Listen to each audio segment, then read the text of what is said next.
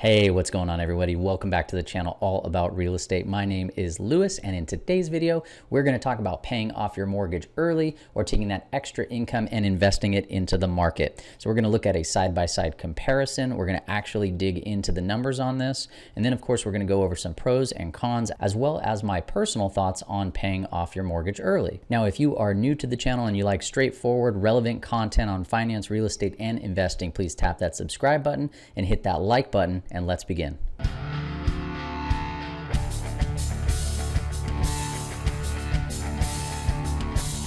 Okay, so we're going to go ahead and jump right into it. Up on the screen, I have a mortgage payoff calculator. We are going to run through a scenario here. I'm going to go ahead and link to this specific calculator in the show notes below so that you can run this exact scenario with your specific numbers.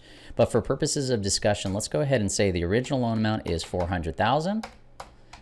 Let's say the first payment date will be this month, so January 1st, 2022. It is a 30-year loan at 3%. Principal and interest payment on that is $1,686. Let's go ahead and calculate. And what we're trying to do here is determine the total amount of payments over that 30-year time frame and how much we are actually paying in interest. So as I mentioned, you had an original loan amount of $400,000, but over the course of 30 years, you will have paid $607,000 in total payments. In other words, you have paid $207,000 worth of interest over that 30-year time frame. Now, what happens if, let's say, you have an extra $1,000 a month to allocate towards your principal balance? How much quicker will you pay that loan off, and how much less interest will you have? So let's plug in $1,000 here.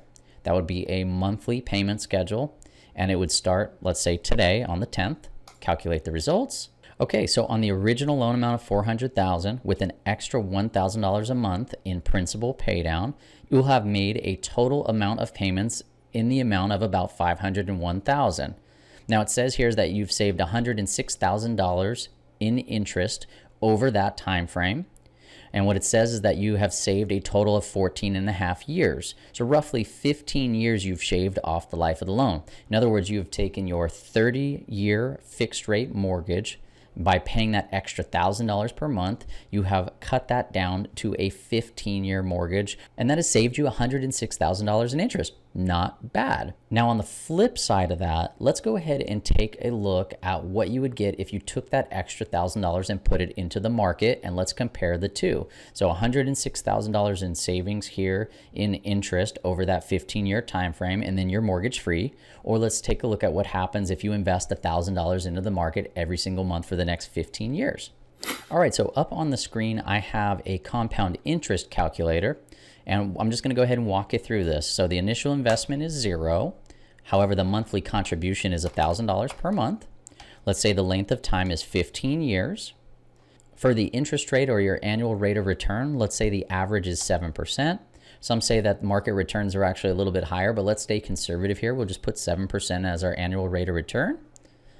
And then let's go ahead and under step 4, where it says compound it, let's just say compounded annually, and go ahead and hit calculate. Okay, so the results are in. So $1,000 a month invested into the market with a 7% return after a 15-year time frame will return you $301,000. Now, of course, that is compared to a savings of $106,000 as highlighted here on the mortgage calculator. So what's the difference? Let's pull up a calculator, and when we look at the math, you can have a guaranteed return of $106,000, or if you invest that extra $1,000 in the market, you could have a potential return of $301,500.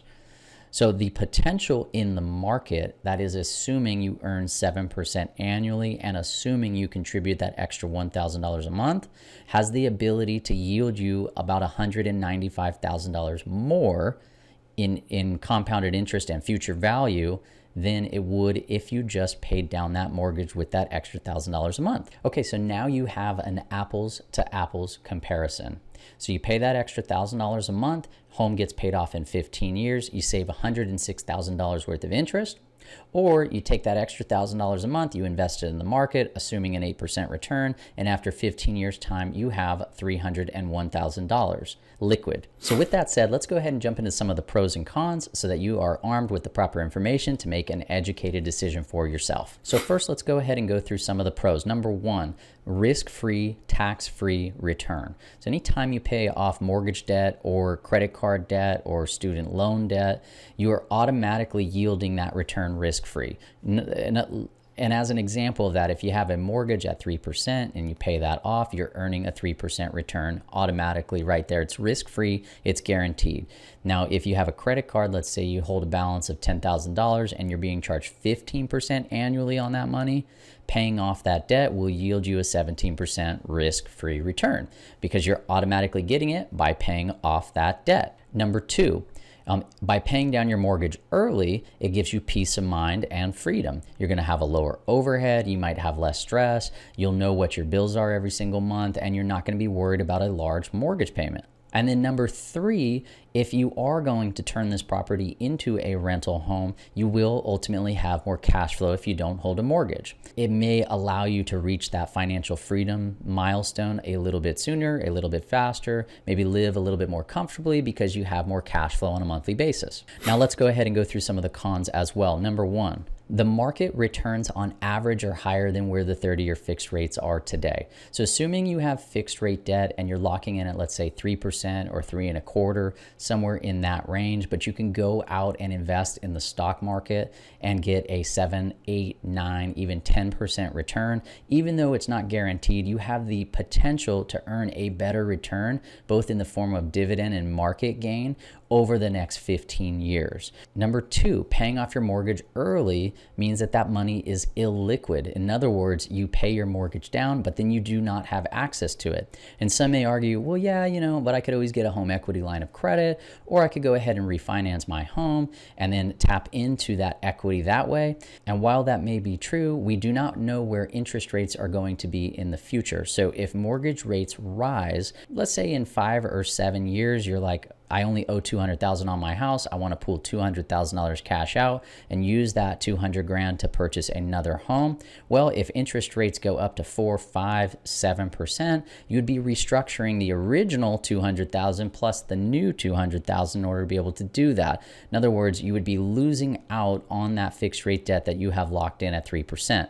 Now, the alternative to that would be tapping into a home equity line of credit, but in general, most of those come with variable rates, which means you'll be subject to the market there. Whereas if you invested in, let's say, the stock market, that money may be sitting in a brokerage account and you have easier access to it. Number three, inflation. So right now, the current government reported CPI is sitting at 6.8%. That is higher than the current 30-year fixed rate mortgage. In other words, the cost of goods and services are rising faster than where your mortgage is currently locked in at. In addition to that, wages typically lag the cost of goods and services. So if wages rise going into the future due to inflation, you're going to be paying off your 30-year fixed rate mortgage with cheaper and cheaper dollars in the future. So this is not an all-inclusive list for the pros and cons, but it definitely touches on a few key points here. And before we wrap up the video, I do want to leave you with some of my personal thoughts. So if it is me personally and it's my primary residence, if it is a forever home, meaning I intend to live in it forever, we want to pay it off, we want the peace of mind knowing that we own it outright and I'm going to leave it to my family, then yes, it may make sense at that point for me personally to start chiseling away at that principal balance so I can pay it off a little bit earlier. There is a caveat to that, however, and the caveat would be is I don't want to put myself in a position where I don't have extra cash or extra capital for potential investment opportunities in the future. So I think there is a balance there. I'm willing to put a little bit of money towards the principal balance to just sort of kind of accelerate the pay down, but then at the same time, I don't want to leave myself without any capital so that I can't take advantage of a really, really good opportunity.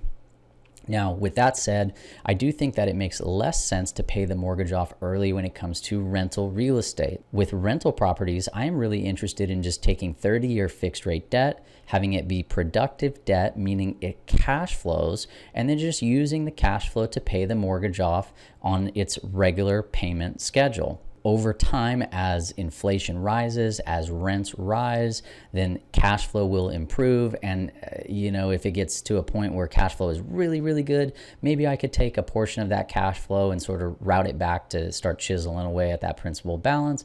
But in general, that will also come down to where you are at in life and what you plan to do with your portfolio. I am personally in the growth phase. I'm looking to accumulate more and more rental real estate. So for me, that extra cash flow is going to be earmarked for investment opportunities in the future, whether that's putting it back into the stock market, or for me personally, I'm a real estate guy. I want to go ahead and take that extra cash flow and any extra money that I have and accumulate more and more rental property. All right, so that is going to do it for today's video. What do you think about paying off your mortgage early? Are you for it? Are you against it? Do you have any additional tips, pros or cons? Leave them in the comments below. Thank you so much for taking the time to watch this video. Have a wonderful day. Take care.